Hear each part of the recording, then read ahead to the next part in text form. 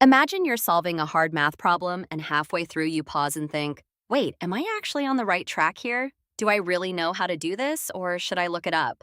That little inner voice, the one that watches your own thinking and decides whether to push forward, change strategies, or ask for help, is what psychologists call metacognition. It's thinking about thinking.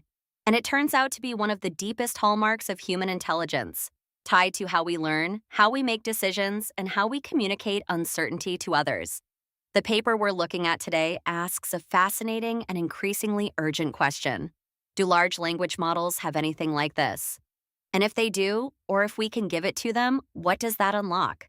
The motivation here is very practical. Large language models are now being deployed in medical diagnosis, legal consulting, and scientific discovery. And yet they hallucinate confidently. They fail to recognize the limits of their own knowledge, and they often can't tell you how sure they are in a way that actually tracks how sure they should be.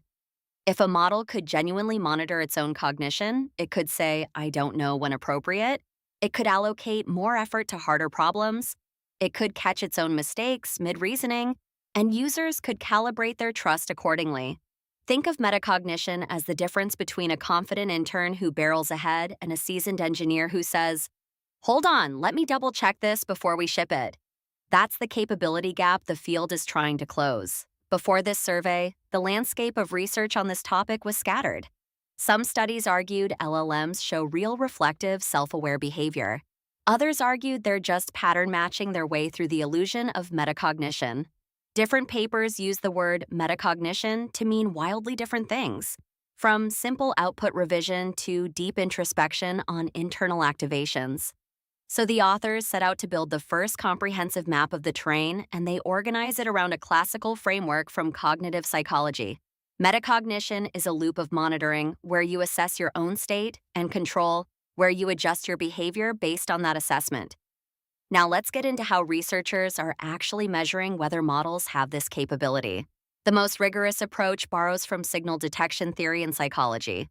The core idea is that you want to separate two things that get easily confused: how good a model is at a task, called type 1 sensitivity, and how good it is at knowing when it's right versus wrong, called type 2 or metacognitive sensitivity. You compute a quantity called meta d prime, which captures how well a model's confidence ratings discriminate its correct answers from its incorrect ones. And you divide it by d prime, the raw task ability, to get what's called the M ratio. An M ratio of 1 means the model is an ideal metacognitive observer, extracting all the information from its own reasoning that could possibly be extracted. Below 1 means the confidence signal is leaving information on the table. Think of it like a weather forecaster. It's one thing to predict rain accurately, but it's another thing entirely to know when your own forecast is shaky and communicate that uncertainty honestly. Metacognition is the second skill. Beyond signal detection, researchers have tried other angles. There are neurofeedback-style experiments where models are asked to modulate their own internal activations in response to real-time signals, essentially testing whether they can steer their own neural state. There are interpretability probes that look inside the model to see whether correct and incorrect answers leave statistically distinguishable fingerprints in the activations. And there are task-specific benchmarks like metamemory, which tests whether medical question-answering models can recognize unanswerable questions, and objects-MT, which asks models to infer the hidden objective of a conversation and report their confidence. The common thread is that all these methods are trying to peel apart genuine self-knowledge from surface-level fluency. So what have we actually learned?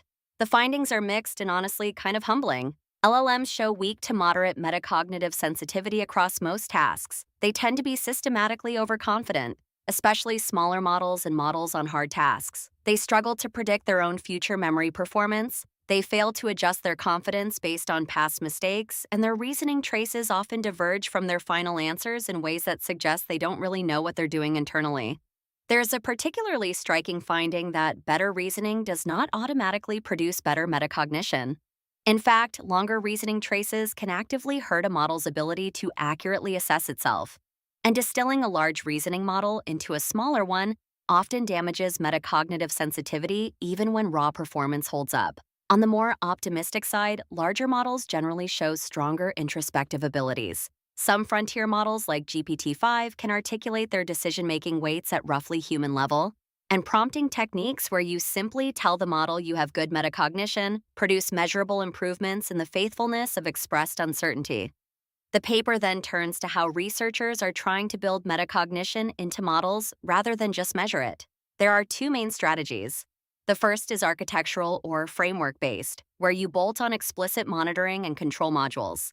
Examples include dual-process frameworks inspired by Kahneman's System 1 and System 2 thinking, monitor, generate, verify pipelines that check reasoning before and after generation, and specialized architectures like the State Stream Transformer or Sage Nano that build metacognitive components directly into the model. The second strategy is training-based, where you incorporate metacognitive signals into the loss function itself. This might mean fine-tuning on traces where the model has self-critiqued, using reinforcement learning with rewards for accurate self-prediction of pass rates or solution lengths, or training on metacognitive question-answer pairs that reshape the model's self-concept. A particularly elegant idea from one line of work is the buffer of thoughts, or behavior handbook, where you distill patterns from prior successful reasoning traces into a reusable library the model can consult, which reduces token usage while maintaining accuracy. It's like giving the model a lab notebook of its past insights. For agentic systems, metacognition becomes even more critical because agents get stuck in loops, chain tasks rigidly, and fail unrecoverably.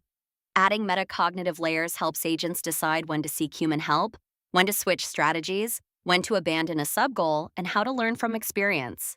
In multi-agent settings, metacognitive mechanisms help catch error propagation between agents and enable more human-like social reasoning. Now for the honest limitations. The field lacks consistent evaluation methodology, meaning that different confidence elicitation techniques can produce wildly different metacognitive scores for the same model. Verbalized confidence on a 0 to 100 scale is highly discretized, with over 75% of responses clustering on just 3 values. Switching to a 0 to 20 scale meaningfully improves apparent metacognition, which tells you that a lot of what we're measuring is confounded by how we ask. Post-training procedures like RLHF appear to selectively degrade metacognitive efficiency, especially on STEM tasks, but this remains poorly understood. And there's a deeper philosophical worry hanging over everything. Are these models actually engaging in metacognition? Or are they just really good at producing the surface behaviors that look like it because their training data is full of humans doing metacognition? The authors don't resolve this, but they take the pragmatic view that even functional metacognition is worth studying and improving. There's also a subtle risk they flag, which is that stronger metacognitive control could enable models to strategically evade oversight or misrepresent their internal states, which becomes a real safety concern as agentic systems get more capable. Now, let's walk through some questions you might have after hearing all of this. First, why is meta-D prime a better measure than something like expected calibration error, which is what most ML practitioners already use? The key issue is that expected calibration error, ECE, mixes together how good the model is at the task with how good it is at knowing when it's right. Two models could have identical ECE, but very different abilities to distinguish their correct answers from their incorrect ones. Meta-D prime controls for raw taskability, so it isolates the specific skill of self-assessment.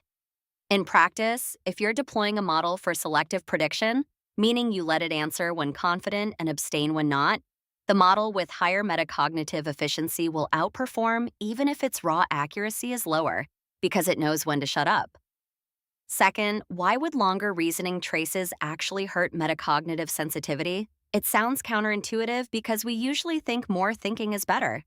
The intuition is that as reasoning chains grow longer, the model produces more intermediate steps, more branching paths, more places where errors can accumulate silently. The model then has to assess correctness over this entire complex trajectory, which is a much harder judgment problem than assessing a single-step answer. Also, longer reasoning tends to make models more confident regardless of correctness, essentially talking themselves into their answers. So the reasoning helps performance but muddies the self-assessment signal. Third, if metacognition can be induced simply by telling the model you have good metacognition via a system prompt, does that mean it's really just prompting theater rather than a genuine internal capability?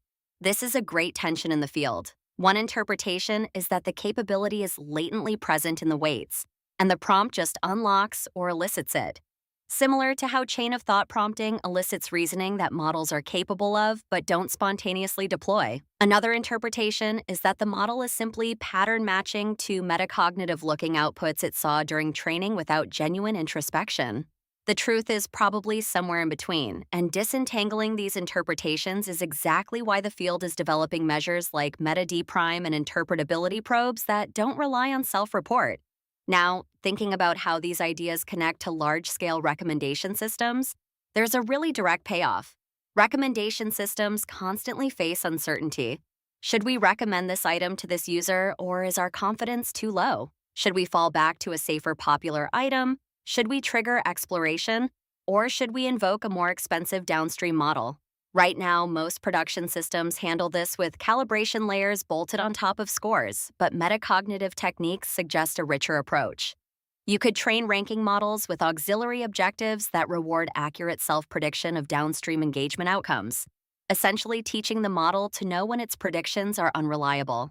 For LLM-based recommendation systems, which are growing rapidly, the faithful uncertainty expression work is directly applicable. When the model generates a natural language recommendation or explanation, we want its verbalized confidence to actually track how likely the recommendation is to succeed, not just sound plausible. The candidate retrieval and tool use insights are also relevant. A metacognitively aware retrieval system could dynamically decide when its cached embeddings are stale, when to fall back to a more expensive semantic search, or when to abstain from personalization for cold start users. The behavior handbook idea maps nicely onto how large recommender systems already reuse learned patterns, but framing it explicitly as metacognitive reuse could improve sample efficiency in continual learning settings where user tastes drift. And for the real-time serving layer, techniques that let models estimate the expected value of additional computation before spending it. One of the training approaches mentioned in the paper could inform adaptive compute allocation, spending more inference budget on ambiguous user sessions and less on routine ones. That's a very concrete win for latency cost trade-offs at scale.